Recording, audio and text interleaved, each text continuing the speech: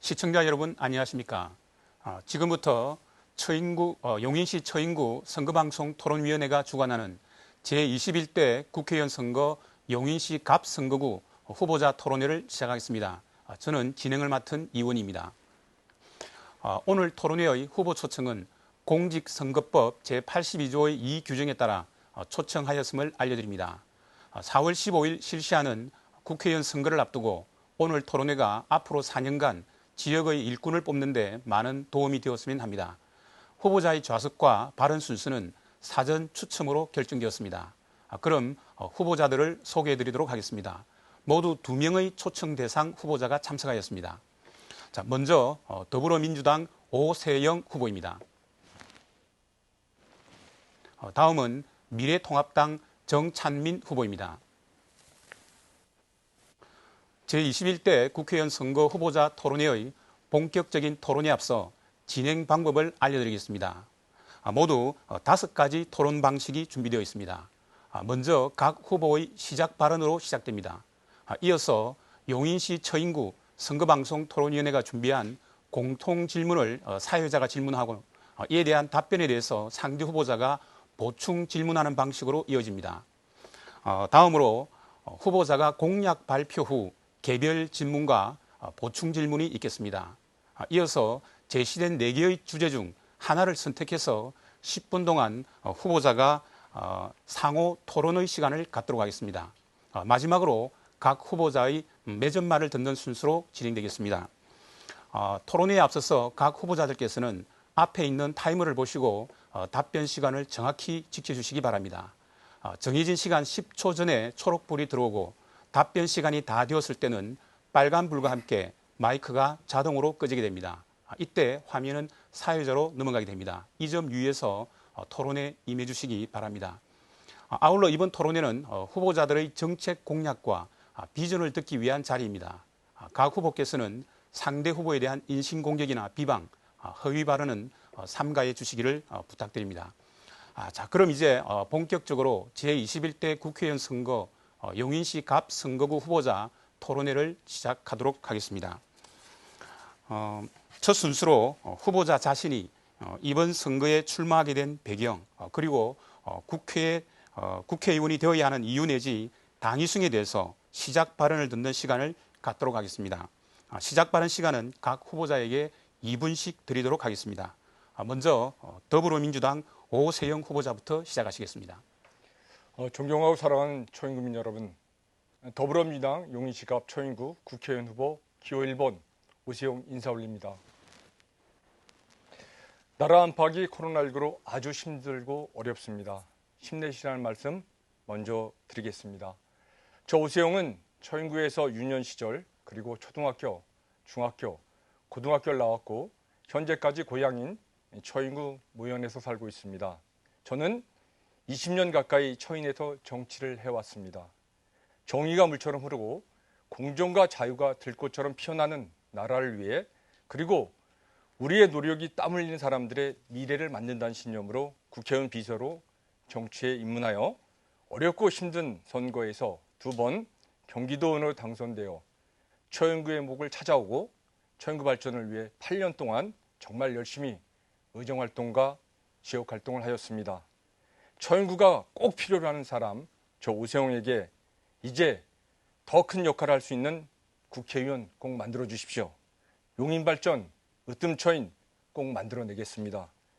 바른 마음으로 큰 길을 가는 기호 1번 오세영, 진정한 초인구의 일꾼이 되겠습니다. 고맙습니다. 네, 자 이어서 미래통합당 정찬민 후보 시작 발언해 주십시오. 네, 존경하는 초인구민 여러분, 그리고 용인 시민 여러분, 미래통합당 국회의원 후보 정찬민 전 용인시장입니다. 저는 지난 4년간 용인시장직을 멋지게 수행한 경력을 가지고 있습니다. 시장 재임 시절에 많은 지자체들이 용인시를 배우러 왔습니다. 어떻게 천문학적인 은행빛을 2년 반 만에 갚을 수 있었는가? 또 호화청사라는 비난을 받던 용인시청사를 어떻게 시민광장으로 만들었는가? 전국 최초로 중고등학교 무상교복을 실시한 그 비결은 무엇인가 등등이었습니다. 지자체장은 한계가 있습니다. 장차관을 만나기가 하늘의 별 따기입니다. 그러나 용인시는 큰 예산이 수반되는 이런 사업들이 많습니다. 반드시 국회의원에 당선돼서 처인구가 당면한 과제를 하나하나 차근차근 풀어나가겠습니다. 저에게 일할 기회를 주십시오. 저는 100만 용인시장을 역임한 바 있습니다. 전국 250개 지자체를 대표해서 규제개혁 성공 사례를 대통령 앞에서 직접 발표할 정도로 풍부한 행정 경험을 갖췄습니다. 처인구와 용인시를 위해 신명나게 일할 수 있는 기회를 주십시오. 현명한 처인구 주민들의 선택을 기대합니다. 네, 수고했습니다. 두 분의 시작 발언 잘 들었습니다. 자, 이제 본격적인 토론을 시작하겠습니다. 첫 번째 유형은 공통 질문에 대해서 답변을 듣고 이에 대해서 보충 질문을 하는 시간을 갖도록 하겠습니다. 본인의 답변도 잘 준비하시고 동시에 상대 후보의 답변을 들으시면서 질문도 준비하시기를 바랍니다. 자, 공통 질문의 첫 번째 주제는 코로나19로 인한 정부 지원 정책에 대한 견해에 관한 내용입니다. 코로나19로 인해서 전 국민이 경제적 어려움을 겪고 있습니다. 특히 위축된 경제로 인해서 중소기업과 소상공인의 어려움이 더 가중되고 있습니다. 이에 대한 대응으로 정부에서는 민생금융안정 패키지 프로그램을 발표했습니다. 자, 이 프로그램에 대한 후보자들의 견해와 만약 코로나19가 장기화될 경우 해결 방안에 대해서 말씀해 주시기 바랍니다. 자, 먼저 미래통합당 정창민 후보자부터 답변하겠습니다. 답변 시간은 1분 30초입니다. 네, 코로나 때문에 어려워진 경제를 살리기 위해서 재정 지원을 한다는 데는 공감합니다. 그러나 방법이 틀렸습니다. 요즘 정부나 지방자치단체들이 돈 퍼주기 경쟁을 하는 바람에 국민들이 혼돈에 빠져 있습니다. 정부는 100조를, 경기도는 1조 3천억 원을, 성남시는 1,100억 원을, 최근에 용인시도 가세해서 1,400억 원의 책정하는 등 경쟁적으로 펼치고 있습니다. 명확한 기준이나 체계도 없이 중앙정부와 지방자치단체가 따로따로 놀고 있습니다. 선심성 돈 퍼주기 경쟁을 남발하고 있다는 지적을 받는 것이 바로 이 부분입니다. 이렇게 돈을 남발하다 보니까 중복 지원도 생기고 눈먼 돈이 엉뚱한 곳에 지급되는 것은 아닐까 걱정이 많습니다. 실제로 경기도와 부천시의 경우 지원금을 주느니 마느니 논쟁을 벌이고 또 갈등을 벌인 사례도 있지 않습니까? 참고로 우리 미래통합당은 중소 자영업자에게 40조, 고용지원 100조, 기업 연쇄부도 예방 100조 등 모두 240조를 시간이 다 되었습니다. 이 공정성 유지를 위해서 시간을 엄격하게 유지하도록 하겠습니다. 자, 다음으로 더불어민주당 오세영 후보자 답변 부탁드리겠습니다. 네, 코로나19 확산에 국민 고통이 지속되고 있습니다. 중소기업, 자영업자들도 힘들고 어린아이 키우는 엄마들도 힘들고 일선 방역 현장과 의료 현장의 노고는 이루 말할 수 없습니다. 그러나 우리 국민은 국가가 어려울 때 똘똘 뭉쳐 위기를 극복해온 저력이 있습니다. 위대한 우리 국민은 세계 어느 나라보다 가장 빠르게 코로나와 전쟁에서 승리해낼 것입니다. 마음 놓고 아이들이 학교 갈 수 있도록 코로나 반드시 이길 것입니다. 2021년 대학 입학, 고3 수험생에 혼란이 없도록 학사 일정 세심하게 살피겠습니다. 4월 9일부터 순차적으로 온라인 개학이 시작됩니다. 위기경보 심각 단계에서 등교는 부적절하다 한다는 전문가의 판단과 국민 여러분의 의견을 참고해서 어려운 결정을 내렸습니다. 코로나 경제위기 긴 호흡으로 국민을 지켜나가겠습니다. 소상공인 자영업을 위해 특별자금 대책 강구하고 있습니다. 코로나 경제위기에 앞서 더불어민주당은 무거운 책임감을 느낍니다. 코로나19가 진정되면 우리는 일상으로 돌아가는 것이 아니라 새롭게 변화된 국내외 정세에 맞게 도약을 준비 실행해야 합니다. 국민들과 용인 시민과 초인구 주민과 함께 오세영도 코로나 경제 위기를 극복하는 데 온 힘을 쏟겠습니다. 네, 수고했습니다. 자, 후보의 답변을 들었습니다. 이제 질문과 답변의 시간을 갖도록 하겠습니다. 먼저 정창민 후보자께서 질문하여 주십시오. 코로나와 관련된 그 대책을 학기 조정이나 학생들에 대한 부분이 미심쩍다고 생각하는데 그 부분에 대해 다시 한번 밝혀주시기 바랍니다. 다시 한 번만. 학생들에 대한 코로나 대책에 대해서 소상히 밝혀주셨으면 합니다. 예, 저희가 리얼미터 3월 29일자를 개보게 되면 등교 계약이 적절 하나가 26%를 차지했고 부적절이 72%로 차지했습니다. 또한 갤럽 3월 30일자를 보게 되면 4월 6일 등교 계약 적절 23%, 부적절 74%입니다. 온라인 계약 등 그 관심을 많이 가지고 있는데요. 지금 그 사회적 거리 두기가 지금 4월 5일까지 진행됐다가 그게 아마 연장되는 걸로 알고 있습니다. 일반적으로 학생들이 모여 있는 특히 밀집된 공간에서 그런 부분 때문에 지금 계약이 연기되는 걸로 알고 있습니다. 예. 자, 이번에는 오세영 후보자께서 질문을 하시겠습니다. 존경하는 우리 정창민 후보님께 질문 드리겠습니다.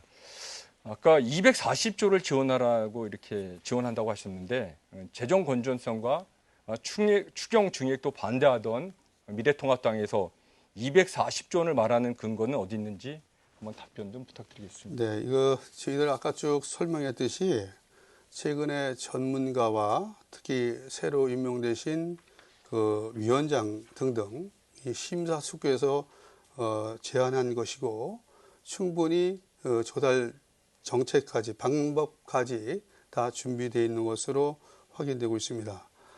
이것을 최소한 지금 240조를 책정해야 이 코로나 대책을 완만히 지원할 수 있다는 판단에 따른 것입니다. 네, 수고했습니다. 자, 이제 같은 요령으로 두 번째 공통 질문의 시간을 갖도록 하겠습니다. 주제는 비례대표 위성정당의 선거 참여에 대한 견해에 관한 내용입니다. 국회는 이번 선거와 관련해서 공직선거법의 내용 중 준연동형 비례대표제를 처음으로 도입하였습니다. 그런데 개정된 비례대표제의 취지에 반해서 더불어민주당은 일부 정당과 연합하여 더불어 시민당에 참여하고 미래통합당은 미래한국당이라는 자매정당을 만들었습니다. 이러한 활동들에 대해서 후보들은 어떠한 의견을 가지고 있는지 말씀해 주시기 바랍니다. 자, 먼저 오세영 후보자께서 답변하시겠습니다. 연동형 비례대표 제도가 연말에 통과했습니다. 이로 인해 비례대표 국회의원을 염두한 군소정당이 한 35개 창당된 것으로 알고 있습니다. 선거는 승리를 해야 합니다. 그러나 승리만을 위해서 꼼수는 동의하지 않습니다. 가장 먼저 비례 위성 정당을 만든 정당은 현재 미래통합당입니다. 상대방의 꼼수에 더불어민주당도 비례 위성 정당을 만들 수밖에 없는 사실이 있습니다. 유능하고 성실한 도덕성이 담보된 인재를 비례대표 영입과 정치 활동은 대외민주주의에서 적극 찬성합니다. 비례대표는 사회 각 분야의 전문가가 요소마다 포진되어야만 국민의 삶의 현장을 대변할 수 있다고 생각합니다. 다만 근본 비례대표는 각 정당에서 충분한 검증 없이 급조하다 보니 도덕성의 문제, 심지어는 폭행, 사기 등 징역형을 받은 전가의 전력이 있는 후보는 솔직히 당을 떠나 문제점을 지적하고 싶습니다. 준연동형 비례대표가 처음 적용되는 근본 총선에서 종전처럼 선거를 치렀다간 사실 원내 일당을 뺏겨 고위공직자 범죄수사처 설치법 등 각종 입법이 물거품되고 국정 운영에도 차질이 빚을까 하는 위기 때문인 것도 사실입니다. 그래서 저희가 더불어시민당을 만들 수밖에 없었다는 말씀을 드리겠습니다. 네. 자, 이번에는 정창민 후보자 답변해 주십시오. 예, 이번 사태의 가장 큰 원인은 민주당이 만든 준 연동형 비례대표제라고 생각합니다. 정당 지지율이 3%만 돼도 4석을 확보할 수 있고 또 지지율이 한 자리 수에서도 10명이 나오는 등의 이상한 선거법입니다. 이게 다 민주당의 작품이라고 생각을 합니다.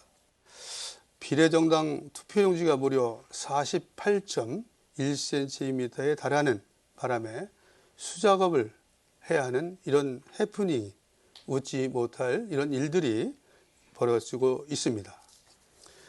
지난 2월 민주당의 이인영 대표는 뭐라고 했습니까? 비례정당을 절대 만들지 않겠다고 국민들께 약속을 한 바 있습니다. 3월 초에 그러나 더불어시민당이라는 당을 창당했습니다. 거짓말을 한 셈이죠. 꼼수라고 그렇게도 비판하더니 오히려 꼼수를 따라한 꼴이 되었습니다. 그런데도 민주당 지금까지도 사과 한마디 한 적이 없습니다. 반드시 이번 총선에서 국민들의 심판을 받을 것으로 저는 확신합니다. 아주 바로 잡아야 될 대표적 악법 중에 하나가 바로 이 법이라고 생각합니다. 네, 수고했습니다. 자, 이제 보충 질문과 답변의 시간을 갖겠습니다. 먼저 오세영 후보자 질문해 주십시오. 정 후보님의 소속 정당 미래통합당에서는 꼼수로 해서 위성정당 비례한국당을 만드셨습니다. 비례대표 몇 석 정도 차지할 것으로 생각하시나요? 그야 최대한 노력을 해야겠죠. 그런데 그것을 갑을 논박이 아니고 이것은 엄연히 아까 말씀드렸다시피 그 민주당의 그 장난이고 얕은 꾀라고 생각을 합니다. 당장 국회에서 이 법을 바로잡는 이런 일들이 선행이 돼야 된다고 생각합니다. 자, 이번에는 정창민 후보자께서 보충 질문해 주십시오. 자, 우리 이것이 여야가 지금은 다 악법이라는 부분에 공감을 할 것으로 이렇게 생각되는데요. 오세영 후보께서는 이 부분에 대해서 입법을 한다든가 다시 법을 바로잡는 이런 입법을 할 의지가 있는지 간단하게 밝혀주시기 바랍니다. 네, 더불어민주당이 손해를 보면서도 연동형 비례대표를 추진했던 것은 장기적으로 볼 때 다양한 민주주의를 할 수 있고 망국적인 지역주의를 완화할 수 있기 때문에 준연동 비례대표를 도입했습니다. 최대 장점은 사실은 사표를 최소화하는 거였습니다. 소선거구제에서는 버려지는 표가 많을 수밖에 없습니다. 당선자가 한 명이기 때문에 당선자 외 후보에게 투표한 유권자의 뜻이 반영되지 않기 때문에 유권자의 한 표 한 표가 모두 의미가 있는 이런 연동형 비례대표는 사실은 제대로만 올해 21대에서 하고 있는데요. 제대로 반영이 된다면 소기의 목적을 달성할 수 있을 거라고 생각합니다. 네, 수고했습니다. 계속해서 같은 요령으로 세 번째 공통 질문의 시간을 갖도록 하겠습니다. 이번 주제는 사이버 범죄 예방 대책에 관한 내용입니다. 인터넷이 활성화되면서 사이버 범죄가 크게 늘어나고 있습니다. 최근 이슈가 되고 있는 N번방 사건과 같은 사이버 성범죄뿐만 아니라 사이버 도박, 온라인 게임 등을 통한 온라인 사기 등 청소년까지 위협받고 있는 실정입니다. 전 국민의 인터넷 활용도가 점차 늘어나고 있는 상황에서 사이버 범죄의 예방 대책과 처벌 기준의 강화에 대한 의견을 말씀해 주시기 바랍니다. 자, 이번에는 정찬민 후보자 답변해 주시기 바랍니다. 네. 텔레그램 N번방 이 사건이 일파만파로 퍼지면서 그 사회면을 장식하고 있습니다. 비슷한 범죄라고 하죠. 텔레그램만도 100여 개에 달하고 있고 이러춤과 처세는 날이 갈수록 가속화되는 것 같습니다. 현행법상의 불법 촬영물 소지자는 처벌할 수 없다고 합니다. 이 촬영물을 다운받거나 재생하는 것도 처벌을 할 수 없다는 것이죠. 촬영을 하거나 적극적 유포자만 범죄라고 생각하는 것은 분명히 문제가 있다고 생각합니다. 바로 개선돼야 될 사안이라고 생각을 하고요. 이로 인해서 범죄 예방 효과가 떨어지고 범죄를 저지른 사람도 늘어날 수밖에 없습니다. 무엇보다도 범죄 예방을 위해서는 처벌을 아주 강력하게 해야 됩니다. 우선 가해자에 대한 가차없이 엄벌해야 됩니다. 불법 촬영물 소지자도 처벌한 법을 새로 만들어야 합니다. 불법으로 촬영한 영상을 유포하는 그 협박 역시 엄벌해야 되는 법 마련이 필요합니다. 이상입니다. 네, 자 이제 오세영 후보자 답변해 주십시오. 네, 최근 세계적으로 사용하는 SNS 채팅방 프로그램인 텔레그램에서 박사방 운영자 조주빈도 성착취물 촬영 전 SNS 등의 스폰알바 모집과 같은 글을 게시해 미성년자 피해자를 유인하고 금전갈취, 성폭행 등 사실이 밝혀져 사회의 큰 문제로 대두되고 있습니다. 과거 기성세대는 성에 대한 편견과 요즘 같은 미투 사건과 비춰볼 때 과거는 관대, 관용이 있었던 시대와는 달리 가장 큰 범죄로 다루고 있습니다. 그럼에도 불구하고 아동 청소년은 사람에 대한 의심과 경계가 없고 자기 얘기를 잘 들어주는 사람을 따르기 때문에 가해자의 꼬임에 쉽게 넘어간다는 사실이 심각성을 더해줍니다. 저도 어린 딸을 키우고 있는 입장에서 보면 상상할 수 없는 사건들을 볼 때 고통과 아픔이 될 것으로 생각하고 있습니다. 이제 아동 청소년들은 무조건 보호하는 방향으로 개선돼야 하고 아동 성범죄는 무조건 성인의 책임을 묻는 쪽으로 법이 개정돼야 된다고 생각합니다.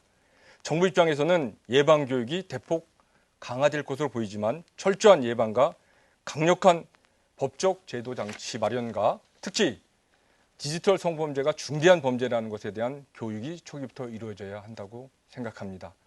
저 또한 아동 청소년 보호법에 성착취 개념을 도입하고 온라인 그루밍 등 네, 시간이 다 됐습니다. 자 이제 보충 질문과 답변의 시간을 갖겠습니다. 정창민 후보자 보충 질문해 주십시오. 신종 범죄라고 하기에는 너무 늦습니다. 궁색합니다. 이런 사건이 벌써 이미 젊은 층에서는 나돌아다닌 지가 상당히 오래된 것으로 저는 기억하고 있습니다. 사건이 꼭 터져야 사후 약방문식의 대책을 세우고 있는데요. 대응이 사전에 있었어야 한다고 생각을 합니다. 지금 늦지 않은데 지금이라도 선대책이 필요합니다. 예, 답변해 주십시오. 네, 청소년 보호법 및 아동 청소년법에 대해 상임위와 관계없이 나의 일이라고 생각하고 적극적으로 법 정비에 참여할 생각입니다. 네, 자 그럼 이번에 오세영 후보자께서 보충 질문하시겠습니다. 정찬민 후보님께 사이버 범죄 및 아동 성폭력 등 관련법 개정이나 개정 시 어떤 역할을 할 것인지를 묻겠습니다. 네, 제가 또 국회에 입성을 하면은 국토위나 두 번째로 희망하는 것이 법사위입니다. 제가 법사위원이 될 가능성도 상당하기 때문에 또 늘 기자 20여 년을 하면서 주로 검찰이나 법원, 법 쪽에 출입을 했기 때문에 관심이 많습니다. 제가 국회의원이 되고 또 이 위치가 되면은 반드시 적극적으로 참여해서 이 법안을 새로 만들고 보충해서 청소년들에 대한 피해, 젊은이들에 대한 피해가 하루속히 사라질 수 있도록 최선의 노력을 다할 생각입니다. 네, 수고했습니다. 지금까지 공통 질문에 대한 답변을 전제로 토론하는 시간이었습니다. 자, 이제는 정책 검증 토론의 시간을 갖겠습니다. 각 후보자가 공약 발표를 하고 나면 다른 후보가 이에 대해서 개별 보충 질문하는 그리고 이에 대해서 답변하는 시간을 갖도록 하겠습니다. 두 분의 보충 질문 시간이 있기 때문에 잘 활용하시기 바랍니다. 자, 먼저 오세영 후보자께서 공약 발표를 하시겠습니다. 공약 발표 시간은 3분입니다. 먼저 저 오세영의 공약은 저의 성씨 오씨를 따서 오세영 5대 핵심 공약으로 준비하였습니다. 첫째로 삶과 일이 공존하는 워라밸 경제자족도시 처인 완성입니다. 사람이 먹고 사는 문제의 일이 전부였던 과거와는 달리 최근에는 일도 중요하지만 그에 못지않게 삶의 질 향상에도 관심이 왔습니다. 안정적인 직장과 탄탄한 경제 기반이 선행될 수 있도록 하겠습니다. 중부고속도로 주변의 IT 벤처 촉진 지구를 구축하여 든든하고 경쟁력 있는 첨단 중소벤처기업을 유치함으로써 지역경제 활성화에 기여하고자 합니다. 또한 우리 지역 소상공인을 위한 전담기관을 설치하고 일자리 5만 개를 창출하고 행복주택 1만 호도 공급하겠습니다. 안정적인 거주 여건을 조성하고자 합니다. 농촌경제 활성화를 위한 방안으로 용인 7대 브랜드의 판로 확대 및 농촌 발전 경제연구센터 등을 설치하겠습니다. 둘째는 사통팔달 교통 중심의 처인 건설입니다. 교통만 황중에는 많이 이제 소요가 돼서 수도권의 중심지에도 불구하고 저희가 이제 소외가 됐는데 아무쪼록 교통 중심의 처인을 만들도록 하겠습니다. 약 5조 원의 국비를 들여서 경강선, 후발선, 국가철도망 사업을 추진하겠습니다. 또한 남사, 한수집 등의 상습 교통체증에 대한 집중적 개선으로 교통체증을 해소하겠습니다. 광대한 우리 지역의 국도 및 지방도로의 대대적인 정비를 통해 주민교통 안전을 확보하도록 하겠습니다. 셋째는 활력 넘치는 처인 변신입니다. 그동안 침체됐던 용인을 보다 활력 있는 생동감 있는 도시를 만들기 위해 용인시를 특례시 지정을 법제화시킬 것이며 용인 IC 부근에 상징적인 대형 타워를 설치하겠습니다. 설치함으로 용인 시민의 자존감을 고취하겠습니다. 유부지 만평을 활용하여 용인 중앙시장, 유방, 둔전, 삼가 등 주요 지역에 공공주차장을 건립하겠습니다. 넷째는 사람 중심, 편안한 복지, 처인 정착입니다. 평생 머물고 싶은 처인을 만들도록 하겠습니다. 반도체, 철도, 예체능 특성화 고등학교를 설립하여 교육 지정 특구를 통해 교육의 질을 향상시키겠습니다. 반려동물 입양 카페 확충 및 의료보험 적용 추진하겠습니다. 다섯 번째, 문화안전의 으뜸 지역 처인 달성입니다. 도와줘 콜 서비스를 도입해서 농촌과 소외된 주거 지역에 건전한 사회를 만들겠습니다. 청소년과 여성 안심기가 서비스를 실시하겠습니다.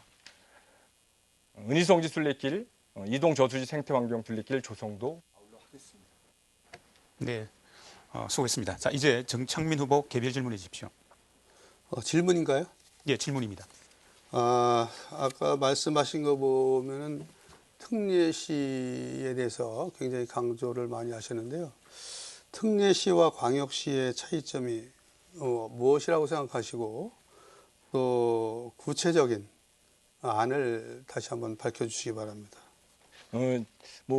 정찬민 후보께서 시장을 하셨기 때문에 잘 알 겁니다. 특례시가 이제 추진되고 있고 광역시가 있습니다. 광역시가 우리 수도권에는 사실은 없습니다. 지금 아시다시피 부산, 그다음에 서울, 인천, 울산, 대전, 대구 광역시가 있는데요. 실질적으로 우리 100만 도시인 수원, 우리 용인, 그다음에 고양 이런 쪽에서 추진하고 있는데요. 아무쪼록 특례시가 돼야만 더 자유롭게 예산 집행할 수 있고 저희가 또 추진할 수 있는 그런 게 많다고 생각합니다. 네, 정창민 후보 보충 질문 할 수 있습니다. 특례시와 광역시의 차이점을 얘기해 달라고 그랬는데 그 자세한 설명이 좀 필요하거든요. 네.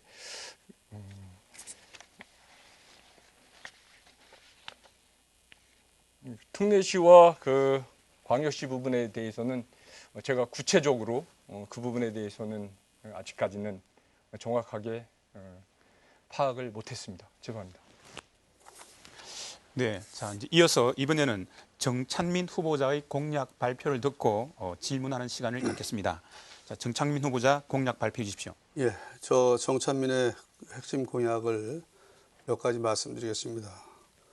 지금 우리 처인구는 개발 수요가 급증하고 있는데도 불구하고 교통 여건이 너무 열악합니다.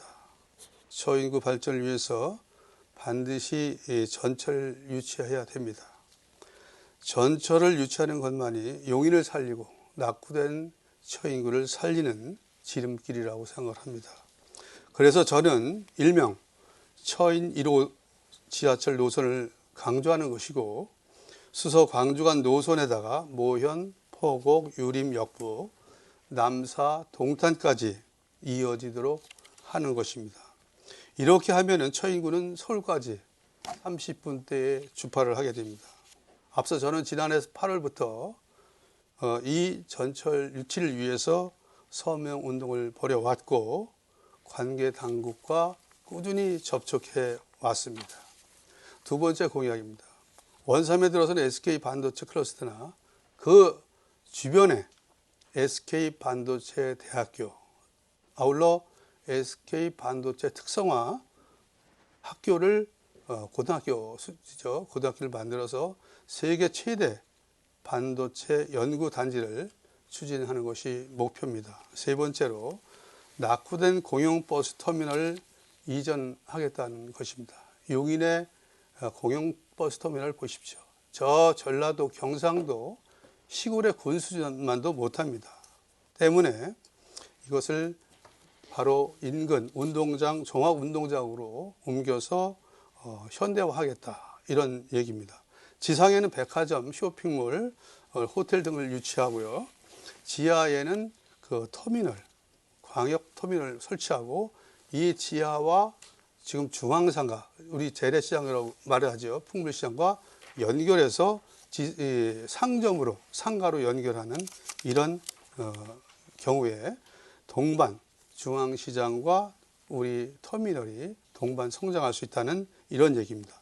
일부 주민들 현 터미널 자리에는 무엇을 할 것이냐 얘기하는데 아주 훌륭한 복지문화센터를 설립할 계획을 구상하고 있습니다. 물론 주민들의 동의를 절대적으로 받겠습니다. 네 번째, 처인구 곳곳이 송전탑으로 물들어 있습니다. 아주 볼성사납습니다. 그래서 반드시 송전탑을 지중화하는 것을 의무화하는 입법을 추진하겠습니다. 역시 한숲과 역부 고림지구 같은 곳에 아파트 밀집 지역의 중고등학교를 충분히 설치하는 안을 계획하고 있습니다. 이상입니다. 네. 자, 이제 그 오세영 후보의 질문 시간이 있겠습니다. 자, 개별 질문해 주십시오. 네, 그 공약 중에 종합운동장으로 이제 이전을 개발했던 버스 이제 공용 터미널 이제 계획이 이제 시장 시절에도 사실은 이제 추진을 하셨었습니다. 2018년도 종합운동장으로 버스 터미널 이전 계획 발표 후 종합운동장 사업에 대한 구체적인 사업 방안 용역을 추진하였으나 이전 계획은 추가적인 기반 시설, 종합운동장 대체 비용, 기존 터미널 유지 관리 등 재정 부담으로 인해 이제 사업성이 결여된 계획뿐만 아니라 구시도의 활성화 시간이 다 됐습니다. 답변해 주십시오. 자, 잃어버리기 전에 먼저 말씀드린 재정 부담은 일단 4개 내지 5개 업체들이 컨소시엄 형식으로 하기 때문에 예산은 크게 신경 쓰지 않아도 됩니다. 그리고 우리 처인구 특히 터미널 이전을 강조하는 것은 우리 용인의 기형적 발전을 해소하겠다는 차원입니다. 보십시오. 모든 것이 시청 쪽으로 서쪽으로 이동하고 있습니다. 수지 구성에 대한 처인구의 불균형은 문제가 아닙니다. 처인구 내에서도 불균형이 지속되고 있고요. 이것을 계기로 모든 경제 중심이 되고 교통 중심이 된다는 것입니다. 이것만이 처인구를 기형적 발전의 아주 본점이 되고 또 경제 중심으로 만드는 최고의 수다 이렇게 생각을 해서 이건 이미 도시공사에서 아주 전문기관의 용역을 의뢰해서 아주 타당성이 있는 것으로 나왔고 이미 90% 가까운 주민들이 이 부분에 대해서 찬성을 하고 있습니다. 반드시 용인을 살리고 처인구를 정상화하기 위해서는 이 정책이 꼭 이루어져야 된다는 것을 강조하고 싶습니다. 네. 보충 질문해 주십시오. 네. 여기 보면 용인 공설운동장 버스터미널 이전 허구에 대해서 시장 재임시설 사업 타당성 조사 BC 결과 약 6,700원의 적자인데 민간 자본 0으로 어떻게 실현 가능한지를 한번 말씀드리고 싶습니다. 터미널 그렇지 않습니다. 저희들이 이미 2차례에 걸쳐 공청회를 열었고 주요 인근의 동과 면사무소에서 이 부분에서 공식화한 일이 있습니다. 이것은 아주 내놓으라는 또 경기연구원이라든가 이런 데서도 이미 타당성이 합당하다는 결과가 나왔고 상당히 비전이 있는 사업이다, 일리가 있는 사업이라는 그런 결정이 내린 바 있고 그 근거는 충분히 가지고 있습니다. 네, 수고했습니다. 지금까지 이 공약에 대한 토론의 시간이었습니다. 이제 후보자 상호 토론의 시간을 갖도록 하겠습니다. 상호 토론은 사회자가 4가지 주제를 제시하면 후보자가 1개의 주제를 선택해서 10분 동안 자유롭게 상호 토론을 진행하게 됩니다. 이때 질문과 답변 시간은 2분 이내로 해주시기를 바랍니다. 자, 4가지의 주제를 제시해드리겠습니다. 첫 번째, 처인구 지역 난개발에 대한 체계적인 산업 입지 개발 방안입니다. 자, 두 번째는 원삼 하이닉스 반도체 산업단지 조성에 따른 교통 대책 등 문제점 해결 방안 및 지원 방안입니다. 세 번째는 소외계층에 대한 맞춤형 복지 발전 방향입니다. 네 번째는 용인시를 대표할 수 있는 문화 콘텐츠 개발 방안입니다. 자, 이 4가지 중에 하나를 선택해서 자유 토론을 하시면 되겠습니다. 먼저 정찬민 후보자께서 하나를 선택해서 상호 토론하여 주시기 바랍니다. 네, 먼저 저는 하이닉스가 우리 용인시에 유치된 거에 대해서 매우 환영하면서 하이닉스에 대해서 여쭙겠습니다. 저는 시장 재임 시절에 이미 SK 하이닉스 유치를 시작했습니다. 당시 SK 하이닉스 공장을 일반 산업단지로 추진키로 하고 국토부와 경기도 등과 산업단지 물량 확보에 총력을 기울인 적이 있습니다. SK가 우리 용인으로 결정된 것은 서울 세종간 도로가 큰 역할을 했고 이 중에서도 원삼 IC가 크게 작용했다고 생각합니다. 오세영 후보께 질문을 하겠습니다. 저는 SK 부지에 포함된 토지에 대한 강제 수용에 따른 그 양도세 부과라든가 또 보상과를 현실화해야 된다고 주장하는 사람입니다. 5번은 어떻게 생각하시는지 이 부분에 대해서 설명해 주시고 두 번째, 반도체가 들어서서 가동될 경우에 그 폐수가 발생을 하는데 이 폐수들이 안성천을 또 안성을 향해 흐르고 있는 바람에 주민들이 우려한 나머지 이 SK 설립을 아주 크게 반대하고 있습니다. 이에 대한 대책이나 자구책이 있는지 설명해 주시기 바랍니다. 우리 정 후보께서 이제 SK 유치를 하셨다고 이렇게 이제 선거 공보물에도 써 있습니다. 이거에 대해서 선거법에 위반의 소지가 있다고 생각하시는데 그리고 정 후보님 그 재임 시절 전 정부와 도지사 남경필 지사 때 원삼 하이닉스를 사실은 유치를 하시려고 해서 실패를 했습니다. 이후 이제 백홍기 시장 때 최종 이제 확정이 됐어요. 이 확정이 되면서 하시면서도 계속 그 본인이 이렇게 유치를 하셨다고 말씀을 하시는데 이 부분부터 한번 답변을 해주셨으면 좋겠습니다. 제가 유치했다고는 한 적 없거든요. 잘 보세요. 그리고 또 금방 제가 말씀드렸듯이 저는 시장 재임 시절에 이미 SK 하이닉스 유치를 시작했습니다. 라고 분명히 말씀드렸는데 내용을 끝까지 들으시지 않은 것 같고요. 네. 네. 자세히 다시 한번 점검해 보시기 바랍니다. 네. 그리고 아까 질문에서 지금 그 토지가 이제 수용되고 그리고 양도세 이런 부분에 대해서 저도 그 비대위 쪽이랑 아마 정 후보님도 간담회를 갖고 저도 간담회를 했습니다. 그분들이 원해서 수용이 되는 게 아니고 SK 하이닉스가 유치됨으로써 이제 수용이 되는 부분에 대해서는 저도 충분하게 그런 부분의 양도세라든가 그런 부분은 노력을 할 것이라고 말씀을 드리겠고요. 그리고 지금 안성 그 관련돼서 폐수 문제가 지금 심각하게 논의가 되고 있습니다. 용인시 그다음에 경기도 이게 사실은 이제 국가 산업으로 기간 산업으로 이제 진행이 돼서 정부 그리고 용인시 그다음에 경기도 특히 용인시가 이제 안성과의 어떠한 협력 이런 부분에서 줄 건 주고 받을 건 받아야 된다고 생각하고 있습니다. 네.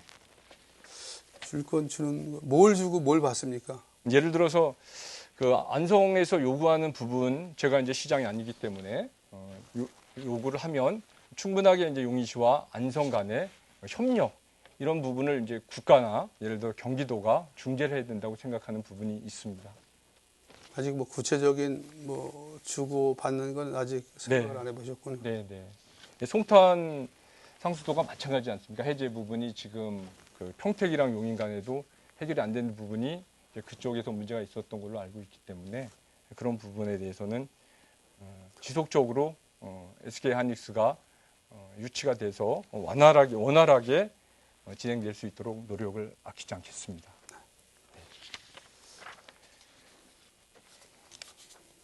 계속 주도권으로 진행할 수 있습니다. 네.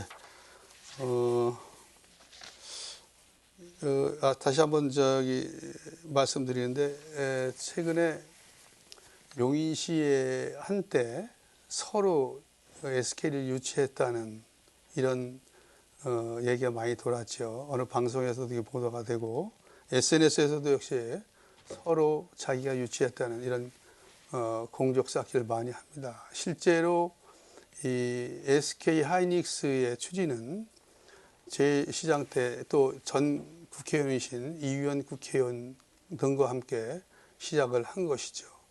SK가 유치된 결정적 계기는 원삼 IC 세종과 서울을 간 세종 고속도로 원삼 IC가 유치되면서 결정적인 작용을 한 겁니다. 그런데도 불구하고 일부 정치인들이 마치 자기가 이것을 전체 유치하는데 결정적인 역할을 한 양 이런 거짓 홍보를 하고 있습니다. 분명히 다시 한번 말씀드리지만 저희 시장 시절에 시작해서 또 경기도와 용인시 특히 용인시청 공무원들이 아주 엄청난 노력을 기울인 그 결과물입니다.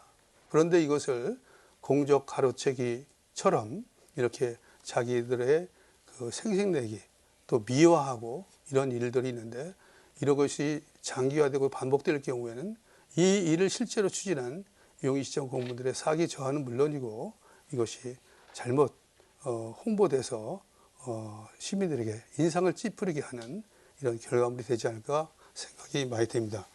오세훈 후보 역시도 이 부분에 대해서 정확하게 판단해 주셔서 이 SK 하이닉스 어떻게 시작돼서 지금까지 도래했는가를 잘 살펴서 홍보도 해주시고 지역 정치인으로서의 말씀을 해주셨으면 정말 고맙겠습니다. 네. 아울러서 같은 정치인으로서 저도 SK와 SK의 그 유치와 관련돼서 현지 지역 주민들이 엄청난 불만과 아주 그 반대 시위가 있습니다. 저도 SK 본사에 가서 주민들과 함께 농성도 하고 또 협상 테이블에 앉아서 같이 논의도 했습니다만은 이 지역 주민들이 소수라는 이유로 농사를 짓는 그 허접한 일들을 한다는 이유로 무시하고 또 강제하고 이런 것은 절대 있어서는 안 됩니다. SK같이 대기업이 또 경기도가 용인시가 이 마을 주민들을 보듬어 주지 않으면 누가 하겠습니까? 아도 그 주민들의 절규, 그 실망감이 하늘을 찌르고 있습니다. 제발 좀 지역에 왜소하다고 소수라고 무시하고 그 비난하는 그 이런 일은 절대 관공서로서 대기업으로서 취할 태도가 절대 아니라고 다시 한번 강조해서 말씀드립니다. 정부님 말씀을 보게 되면 이제 하이닉스를 사실 유치를 하려고 했던 것은 저도 알고 있습니다. 그런데 이제 그게 전 정부 시절에 이제 본격적으로 이제 거론이 안 돼서 이제 폐기가 됐어요. 그러다 보니까 문재인 정부 들어서 이제 당초 미군 부대 평택 이전에 따라서 이제 동두천으로 이제 최적지로 부상했다가 이제 경기도리 이재명 지사 그리고 이제 백훈 시장 그리고 이제 국토부 장관과의 이제 긴밀한 협의를 통해서 이제 SK 반도체와 이제 끈질긴 협상을 통해서 이루어낸 결과로 알고 있는데 그 부분에 대해서 잠깐 설명 가능할까요? 네. 물론 그럴 수도 있죠. 근데 이 기업이 어떤 데입니까? 속된 말로 돈이 안 되면 절대 오지 않습니다. 기업인들의 우선이 돈입니다. 여기가 입지적으로 서울과 이 SK가 서울과 경기도가 아주 가까운 지역에 위치해 있고 또 여러 가지 투자 가치가 있고 특히 여기 SK 직원들이 출퇴근이 용이하기 때문에 용인이 선택된 것이고 아까 말씀드렸다시피 그 중에서도 그 톨게이트 인터체인지가 확정되면서 SK 유치에 가속도가 붙고 결과적으로 SK가 용인을 선택한 겁니다. 이런 모든 것들이 어우러져서 결정된 것이지 특정인들에 의해서 이것이 결정되고 있다? 그건 절대 아니라고 생각을 합니다. 예, 다른 의견 없습니까? 네. 자, 이제는 그 오세영 후보자의 주제 선택 후 상호 토론의 시간을 갖도록 하겠습니다. 역시 토론 시간은 10분입니다. 잠깐 좀 봐주시겠습니까? 2017년 1월 17일 이제 채무 제로를 선언하셨습니다. 이 채무와 부채의 뜻을 정확하게 우리 정찬민 후보님께 여쭤보고 우발 부채 약 1조 한 6천억도 빚인데 이것은 왜 누락하고 발표를 했는지에 대해서 한번 여쭤보겠습니다. 이것이 그동안 한 수십 차례에 이게 반복된 답변이고요. 또 심지어는 이것을 선거 때 저를 고발 조치까지 한 이런 일입니다. 다시 한번 짧게 설명드리겠습니다. 이 채무 제로라는 것은 용인시의 채무 제로라는 것은 8,200억 원의 은행빚이 있었습니다. 이자가 나가는 하루에 1억 700만 원의 이자가 나가는 이것이 우리 용인시의 채무였습니다. 그래서 이것을 모든 전력을 투구해서 상상할 수 없을 단시간에 2년 반 만에 채무 제로를 한 것입니다. 결국은 은행 하루에 1억 700만 원의 이자를 내던 것을 10원짜리 하나, 1원짜리 하나 안 내는 제로화 상태입니다. 이것이 바로 용인시의 채무 제로입니다. 오세영 후보 말씀은 전철에 따른 다른 것을 얘기하시나 본데 보세요. 핸드볼도 산다. 예를 들어 자동차를 샀다. 할부로 샀다. 이것은 예를 들어 5천만 원짜리 자동차를 사면 할부로 꺼 나가는 거예요. 그래서 뭐 2년이든 3년, 5년에 상환하는 이런 것이지 그런 과정으로 봐야지 경전철은 우리가 외상으로 가져온 거예요. 그래서 30년에 얼마씩 매번 꺼나가게. 지금 그 자금이 확보됐다고 갚을 수도 없는 이런 조건입니다. 그러나 용인시가 제가 말씀드린 또 용인시청에서 말씀드린 것은 8,200억 원에 대한 이자 1억 700만 원을 지금은 제로화했다. 그래서 그동안에 많은 우리나라 언론에서 많이 다뤄졌고요. 신문에서도 뭐 경제신문에서도 앞다퉈 다뤄져서 성공 사례로 됐고 또 많은 그 자치단체에서도 아까 말씀드린 대로 벤치마킹을 해오고 있는 이런 실정입니다. 근데 지금 그 2년 반 만에 이제 채로 제로를 선언을 하셨는데 네. 이제 그 가파라고 해서 이제 그 안행이 쪽에서 나왔습니다. 네. 김학규 시장 때부터 이제 2014년인가요? 2012년부터 갚아 나가기 시작했던 걸로 알고 있는데 시장 시절에 본인이 다 갚았다라고 하는 건 어불성설이라고 보여집니다. 왜냐하면 시작을 했던 거고 그리고 이제 그 부분에 대해서 그 실질적으로 이제 그 후보께서 다 갚은 걸로 이렇게 말씀을 하셨어요.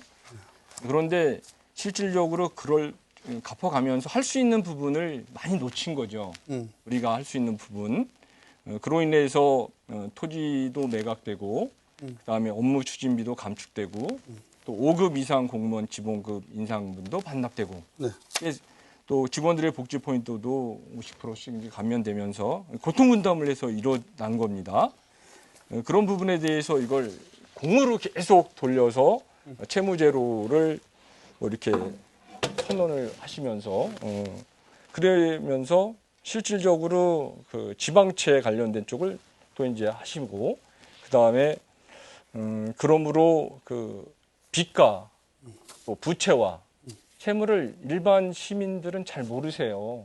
그런데 시장 재직 시에 내가 다 했다. 이렇게 해서 이제 말씀을 하시는데 그 부분에 대해서 다시 한번 좀 설명을 좀 해주셨으면 좋겠다. 왜냐하면 7,125억의 지방채 발행 중에 이제 2012년대 6,270억, 2013년대 5,210억, 그다음에 2014년 3,520억, 2015년 1,300억, 2016년 상환 이제 완료 이렇게 해서 이제 다 불구하고 있는데 이제 모두 2년 만에 아까 말씀한 것처럼 시장 재임 시절에 다 갚은 거로 이렇게 말씀하시면 시민들이 볼 때는 이거 뭐 정찬민 후보가 다 한 거다 이렇게 하시는데 그 부분에 대해서 좀 상세하게 좀 말씀을 좀 해주셨으면 좋겠습니다. 네, 잠깐만.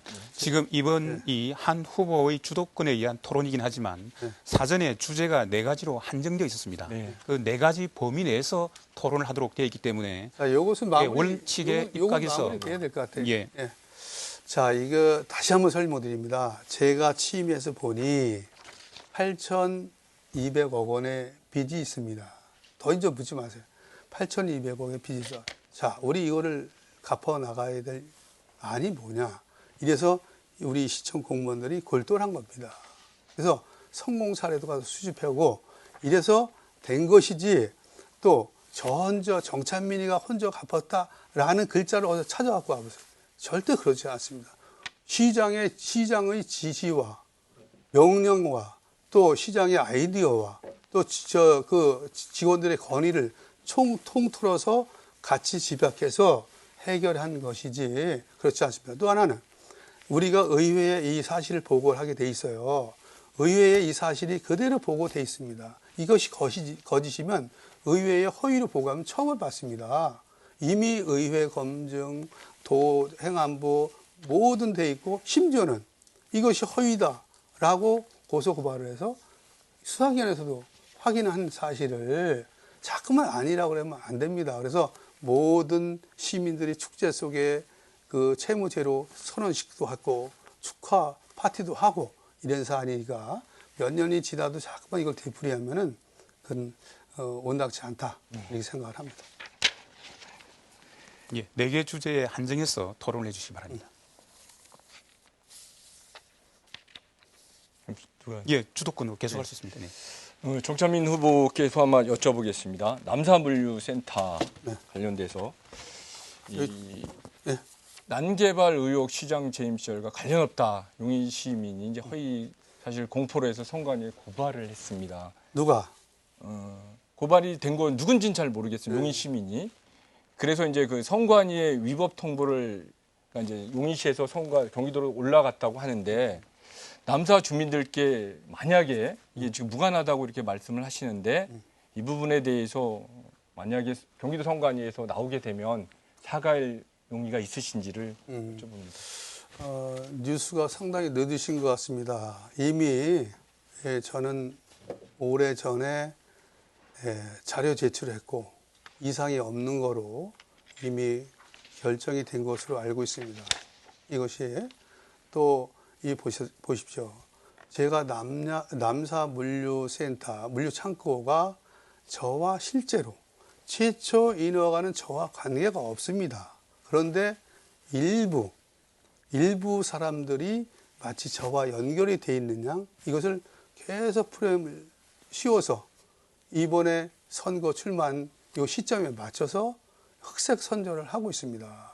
절대 그렇지 않습니다. 남사물류센터, 말 많은 남사물류센터는 최초 허가는 저의 전임 시장 때 다 이루어진 것이고 특히 건축허가, 개발행위허가, 착공 신고허가는 저와 무관하다는 것을 다시 한번 말씀드리니까 오세영 후보님까지도 그렇게 의구심을 갖는다든가 편향적인 생각을 갖는 이런 것은 자제해 주셨으면 하는 말 다시 한번 부탁의 말씀을 드립니다. 네, 이제 정 후보님 말씀처럼 이제 시작은 당초 이제 김학주 시장 시절에 이제 이렇게 시작이 됐습니다. 그런데 이제 정 후보님 재임 때 이제 10만 평방이 늘어났고 그 다음에 이제 2018년 6월 27일 도시계획 심의를 통해서 이제 그 6배인 24만 평이 미터와 이제 개발 행위가 이제 10만 평까지 늘어난다는 게 이제 이렇게 계속 나오고 있는데 네네. 지난번에도 무관하시다고 이렇게 말씀을 하셨어요. 제가 왜냐하면 6월 30일이 임기가 끝나고 6월 13일 날 선거를 통해서 이제 그때 낙선을 하셨기 때문에 권한이 없다고 말씀하셨는데 이 부분에 대해서 용인시 관계자도 그 시장 재임 시절에 6월 27일 도시계획심의에서 사실상 결정된 것이라는 인터뷰가 나왔어요. 절대 그렇지 않습니다. 만약에 그게 사실이라면 제때 결정이 됐다면 어떤 것도 감사하겠습니다. 그리고 6월 28일 그 결정이 안 되고 뒤로 연기돼서 8월 7일 백분기 시장 때 그때 최종 결정이 난 겁니다. 내용을 자세히 알아보셔야지 그 시민들이 일부인들이 하는 얘기를 사실이냐 와서 더구나 공식적인 자리에서 그렇게 매도하고 또 허위사실 유포하면은 그게 바로 허위사실이지 정확하게 팩트대로 말씀해 주시기 바랍니다. 네. 그래도 8월 달에 이제 또 이게 치러졌다고는 네, 이제 시간이 다 되었습니다. 자, 이상으로 오늘 준비한 토론을 모두 마치도록 하겠습니다. 이제 마지막 순서로 각 후보자께 앞선 토론에서 미진했던 부분이나 보충 발언하실 수 있는 기회를 후보자당 2분씩 드리도록 하겠습니다. 오세영, 정찬민 후보자 순으로 시작을 하겠습니다. 자, 먼저 오세영 후보자부터 시작해 주십시오. 오세영 후보자께서 네. 마지막 마무리 말씀을 하시겠습니다. 네, 지금 한번 봐주시겠습니까? 최근 정찬민 후보 최측근 이 모 씨가 후보사 때 피켓을 두고 이제 양심 선언을 이렇게 했어요. 그러면서 이제 무능은 용서해도 불의는 용서를 못한다. 이제 무능과 불의는 무엇을 뜻하는지 이게 한번 좀 여쭤보고 싶습니다.